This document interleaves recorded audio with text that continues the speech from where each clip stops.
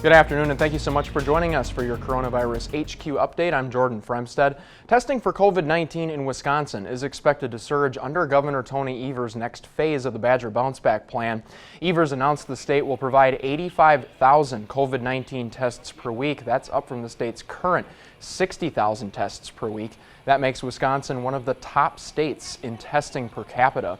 Under the plan, 15 additional National Guard units will be mobilized to set up new testing sites, and every nursing home resident and staff member will automatically be tested.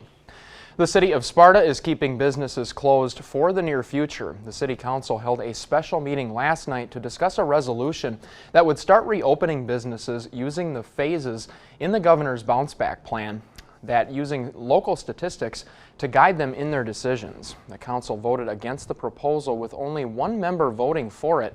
Sparta Mayor Kristen Gust says she's heard from many people wanting businesses to reopen, but due to the lack of safety measures like contact tracing in Monroe County, the motion failed. A little more than 8,200 people in Wisconsin have tested positive for COVID-19. 340 people have died. Nearly 4,000 people, almost half of the cases in the state, have recovered. One new case is being reported in La Crosse and Trempealeau counties, and a second case is now confirmed in Vernon County.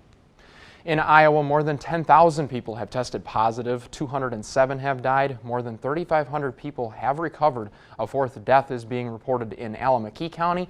One new case is being reported in Winona County. In Minnesota, there are more than 7,800 infections and 455 people have died. 4,600 people in the state no longer need to self-isolate. The COVID-19 pandemic is affecting everyone in some way, and it's not only people's physical health, but mental health as well. Healthcare workers are at risk for both factors when they go to work every day, but La Crosse's two healthcare systems have resources to help workers during this stressful time.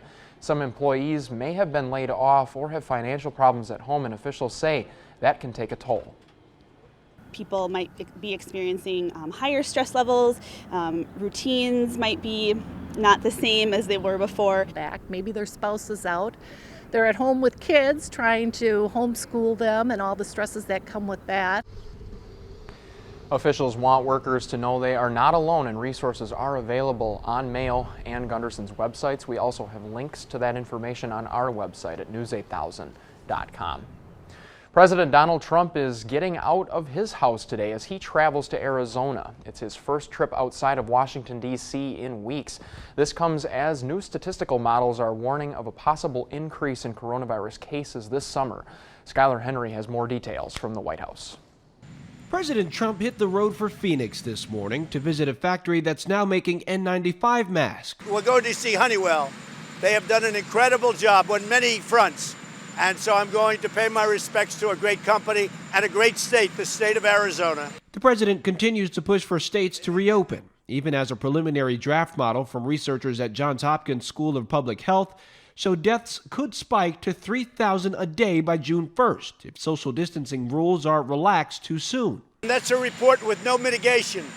So based on no mitigation, but we're doing a lot of mitigation. And frankly, when the people report back, they're going to be social distancing and they're going to be washing their hands and they're going to be doing the things that you're supposed to do. And the president once again blamed China for the spread of the coronavirus. The Trump administration has directed U.S. intelligence agencies to investigate where and how the virus originated. We want to find out what happened so it never happens again.